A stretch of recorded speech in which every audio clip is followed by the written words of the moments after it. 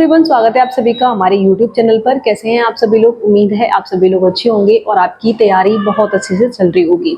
जैसा कि कुछ एग्जाम बहुत जल्दी होने वाले हैं, जैसे DMAR की एग्जाम डेट रिलीज हो चुकी है एंड अभी PGI चंडीगढ़ की डेट आना बाकी है।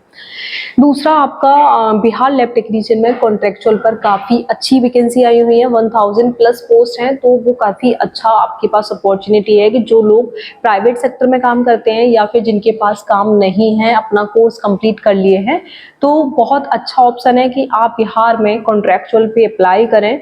जहाँ भी कॉन्ट्रेक्चुअल पे आती है, अगर आप सरकारी में आपका नहीं हो पा रहा है, परमानेंट वैकेंसी में आपका नहीं हो पा रहा है, तो आप जो संविदा की पोस्ट आती है उनमें आप काम कर सकते हैं। उसका रीज़न ये है कि काफ़ी मतलब गवर्नमेंट सेक्टर में आपको काम करने के लिए मिलेगा, एक एक्सपीरियंस मिलेगा, अच्छा एक्सपीरियंस मिलेगा, जो कि आपकी गवर्नमेंट एग्जाम में जब आप फॉर्म फिल करते हैं तो उस टाइम पे बहुत अच्छा रहता है कि आप एक गवर्नमेंट सेक्टर से काम करके आए हैं, तो उसका बेनिफिट बहुत ज़्यादा मिलता है।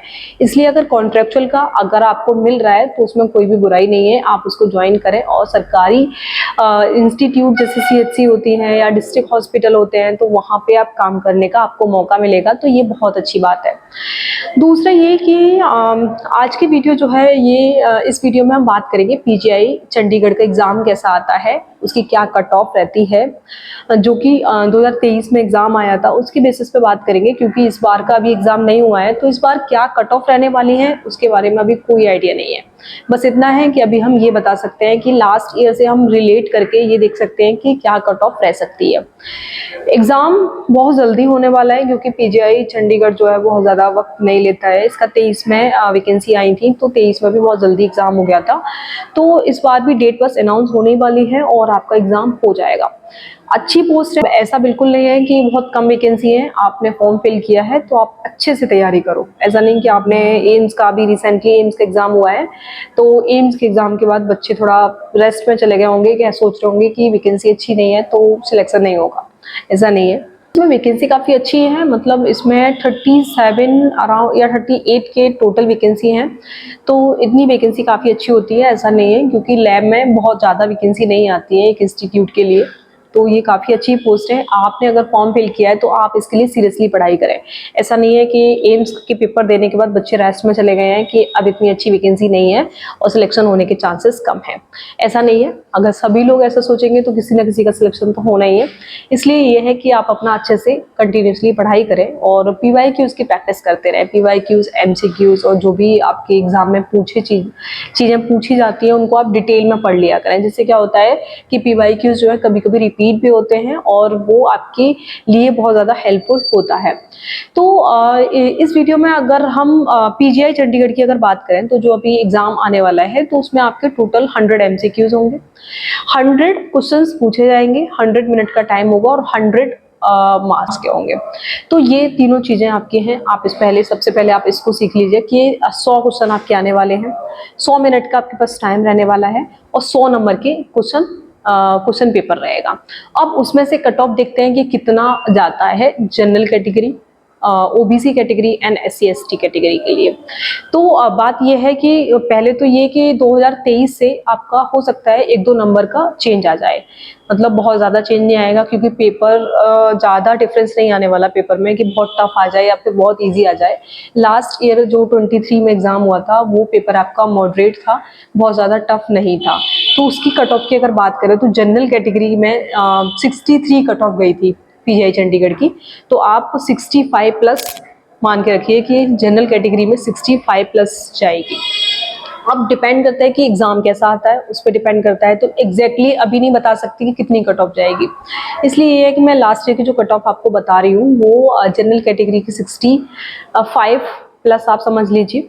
OBC कैटेगरी में आप में जो आई थी वो 59 से 64 के बीच में गई थी, तो आप अपना इस बार भी इसी के बीच में या फिर इससे 1-2 नंबर आगे या पीछे हो सकता है। तो आप ये चीज़ मतलब रिलेट कर लें। आप ऐसा नहीं मैं बोल रही हूँ कि भाई यही कट ऑफ जाने वाली है, बट ये है कि इसके आसपास जाने वाली है अगर पेपर मॉडरेट आता है तब। दूसरा, SC/ST के लिए कट ऑफ कम जाती है सारे एग्जाम्स में। SC/ST की कट ऑफ जो 23 में थी वो 55 से लेके 60 के बीच में थी।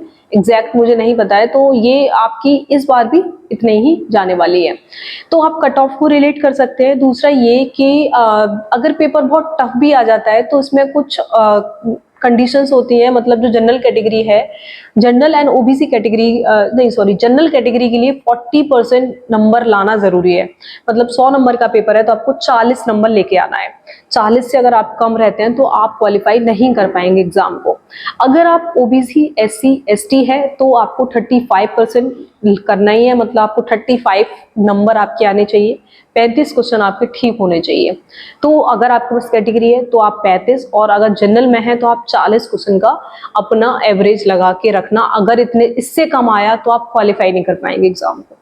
फिर कट ऑफ डिपेंड करता है कि एग्जाम कैसा आता है। अगर एग्जाम बहुत ज्यादा टफ आ जाता है तब आप इस बॉर्डर से नीचे नहीं जाएं, इससे ऊपर ही रहेंगे तब आपका नंबर आ सकता है। और अगर मॉडरेट आता है तो मैंने बता दिया उसी के अकॉर्डिंग कट ऑफ रहने वाली है। लास्ट जो एग्जाम था वो भी बहुत ज्यादा टफ नहीं था। पीवाईक्यूज की प्रैक्टिस कर लें। अगर आपके पास पेपर नहीं है तो आप मुझे बता दीजिएगा, मैं पीवाईक्यूज की प्रैक्टिस वीडियो बना दूंगी। मतलब जो भी क्वेश्चन पूछे गए हैं पहले मतलब जो भी एग्जाम हुए हैं, मैं उनके ऊपर वीडियो और डिटेल में उनके क्वेश्चंस को डिस्कस कर लेंगे। अगर आपको ऐसा मतलब आपने नहीं किया है प्रैक्टिस तो आप मुझे मैसेज करना। तो आपके पास टाइम कम है, आप अपना पढ़ाई करते रहें, क्योंकि टेक्निकल पार्ट इसमें आने वाला है। 100 क्वेश्चन पूरा टेक्निकल पार्ट रहेगा, इसमें आपके सब्जेक्ट से रिलेटेड पूछाया जाएगा।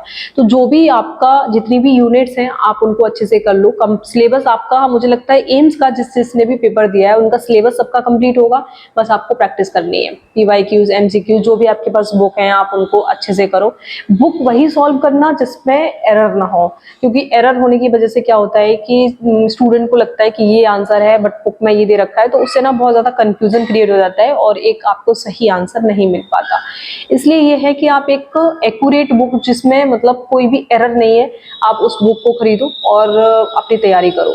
तैयारी करते रहो क्योंकि एग्जाम आने ही वाला है। लोग एम्स का पेपर दिए थे, एम्स का पेपर हो चुका है। अब बहुत सारे बच्चे उसके लिए मैसेज करते हैं कि कट ऑफ क्या रहेगी, रिजल्ट कब आएगा।